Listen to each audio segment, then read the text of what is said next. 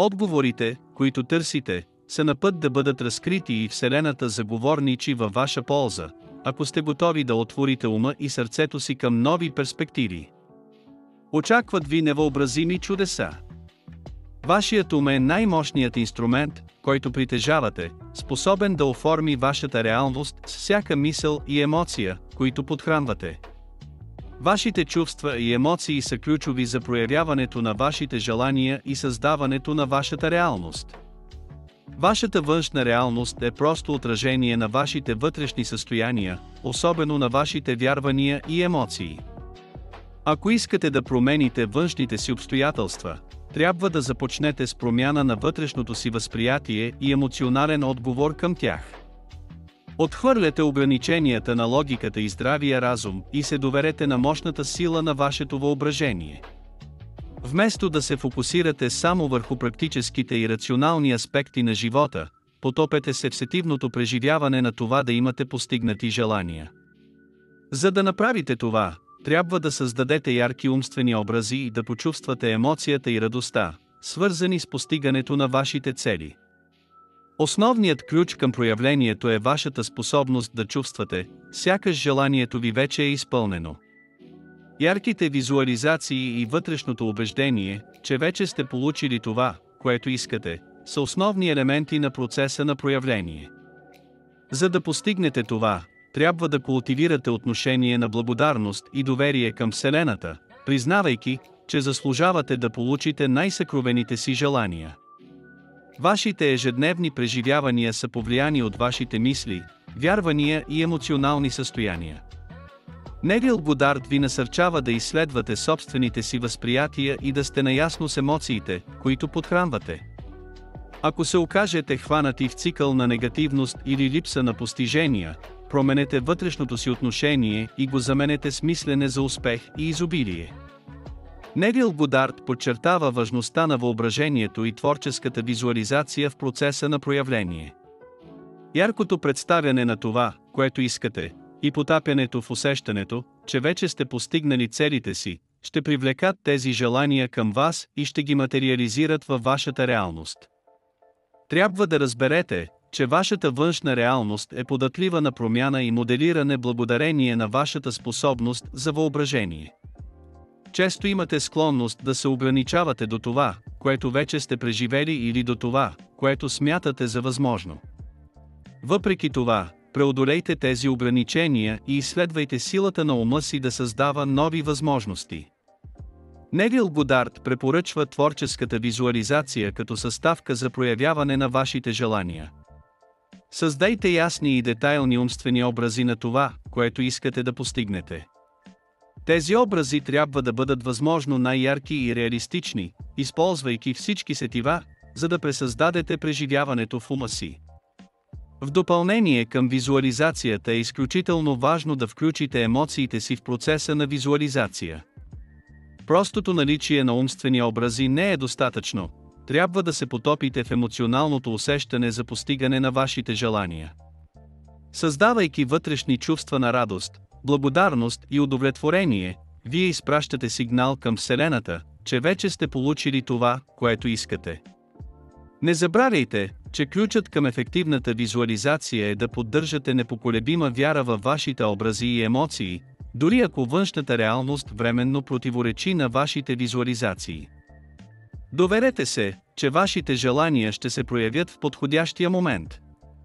Постоянството и вярата във вашите визуализации са от решаващо значение за успеха в проявлението. Когато прилагате творческа визуализация, бъдете наясно със съгласуваността между вашите умствени образи и подсъзнателните вярвания. Ако има конфликти или ограничаващи вярвания, дълбоко вкоренени във вас, може да срещнете пречки при проявяването на вашите желания. Ето защо е от съществено значение да изследвате своите вярвания и да работите за привеждането им в съответствие с желаните цели. Отхвърляте ограниченията, наложени от логиката и здравия разум, и вместо това се доверете на силата на вашето творческо въображение, за да създадете по-пълноценна реалност в съответствие с най-съкровените си желания. Невил Годард ви приканва да надхвърлите ограниченията, наложени от конвенционалните норми и вярвания, и да признаете, че вашата реалност не се определя само от това, което можете да възприемете с физическите си сетива. Разширете съзнанието си и приемете, че има измерения и сили отвъд осезаемото. Използвайте въображението като мощен инструмент за създаване на вашата реалност. Често се ограничавате до приемане на съществуващите обстоятелства и се задоволявате с това, което вече знаете. Предизвикайте тези граници, представете си сценарии и възможности, които надхвърлят настоящия ви опит. Творческото въображение ви позволява да разрушите бариерите на познатото и да изследвате нови перспективи и възможности. Невил Годард показва, че това, което можете да си представите и почувствате вътрешно, има потенциала да се прояви във вашата външна реалност. Осмелявайки се да си представяте и визуализирате благоприятни и желани сценарии, вие засявате семената на тяхната материализация. Творческото въображение обаче изисква повече от просто пасивна фантазия. От съществено значение е да се потопите в представеното преживяване и да го почувствате с всичките си сетива и емоции. Само като почувствате вътрешно представената реалност, можете да активирате нейния потенциал за проявление. Невил не предлага пълно отричане на логиката и разума, а по-скоро разширяване на вашата перспектива и отваряне към нови възможности. Логиката може да ви помогне да разработите план за действие, но въображението ви позволява да преодолеете ограниченията и да получите достъп до по-дълбоко ниво на творчество и проявление. В крайна сметка вашата реалност се определя от вашите вярвания, мисли и емоции. Освобождавайки се от ограниченията, наложени от конвенционалната логика, и доверявайки се на способността на вашето въображение да създаде нова реалност, вие можете да се отворите към свят на неограничени възможности. Ключът към постоянството и дисциплината в процеса на проявление на вашите желания е от решаващо значение. Постоянството е основно за постигане на вашите цели. Често, когато срещнете препятствия или забавяния в проявяването на вашите желания, може да бъдете изкушени да се откажете и да повярвате, че това няма да проработи. Останете твърди във визията си и бъдете постоянни въпреки външните преживявания. Постоянството се състои в поддържане на вярата във вашите визуализации и емоции, дори когато външната реалност изглежда противоречива. Не забравяйте, че вашите желания може да отнемат време, за да се проявят поради фактори като божествено време, съгласуване на обстоятелствата или вашите вътрешни блокажи. Ето защо е от съществено значение да бъдете постоянни и да вярвате, че вашите желания ще се осъществят в подходящия момент. В допълнение към постоянството, дисциплината също е необходима в процеса на проявление.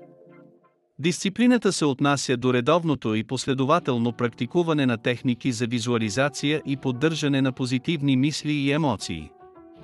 Това изисква ангажираност и лична дисциплина, за да останете фокусирани върху вашите желания и да се отклоните от негативните модели на мислене и емоции.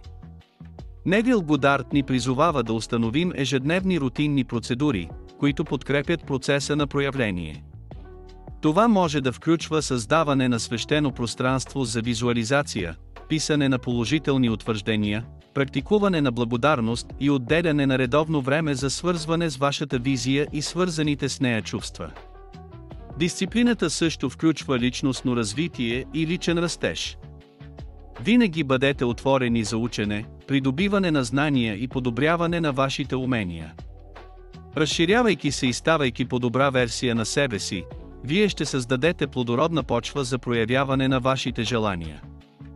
Важно е да се отбележи, че постоянството и дисциплината не предполагат обсебваща привързаност към резултатите. Научете се да се откажете от контрола и да се доверите на процеса. Понякога очакванията могат да ограничат възможностите и да ограничат начините, по които вашите желания могат да се проявят.